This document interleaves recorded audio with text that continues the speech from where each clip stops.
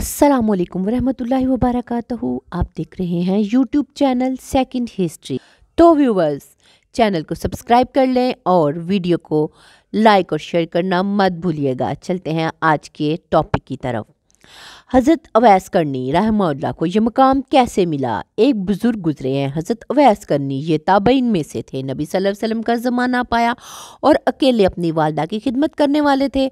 एक मौका पर वालदा से उन्होंने इजाज़त मांगी कि मैं नबी सल्लल्लाहु अलैहि वसल्लम का दीदार कर रहा हूँ। नबी सल्लल्लाहु अलैहि वसल्लम के दीदार की इजाज़त तो मिल गई, मगर वालदा ने कहा, बेटा खिदमत करने वाला पीछे कोई दूसरा नहीं, तुम जल्दी लौट आना।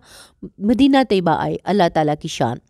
नबी सल्लल्लाहु अलैहि वसल्लम इस वक्त सफ़र पर तशरीफ़ ले गए थे। ये वहाँ ना ठहरे और वापस आ गए। जब नबी सल्लल्लाहु अलैहि वसल्लम वापस तशरीफ़ लाए तो आप सल्लल्लाहु अलैहि वसल्लम को बताया गया कि इस तरह का एक बंदा आया था, मुलाकात करना चाहता था, ज़ियारत करना चाहता था, मगर चूँकि आप नहीं थे, इनको वापसी की जल्दी थी और वो वापस चले गए। नबी सल्लल्लाहु अलैहि वसल्लम इस बात को सुनकर खुश हुए। चुनाचे किताबों में लिखा है कि नबी सल्लल्लाहु अलैहि वसल्लम ने अपना एक जुब्बा हज़रत उमर रज़ी अल्लाह ताला अन्हा और हज़रत अली रज़ी अल्लाह ताला अन्हा के हवाले फरमाया और कहा कि इस बंदे का नाम अवैस है, कर्ण कबीला का है। मेरे इस जुब्बे को ले जाना और जब वो पहने तो इसे कहना कि मेरी उम्मत की बख्शिश की दुआ कर दे।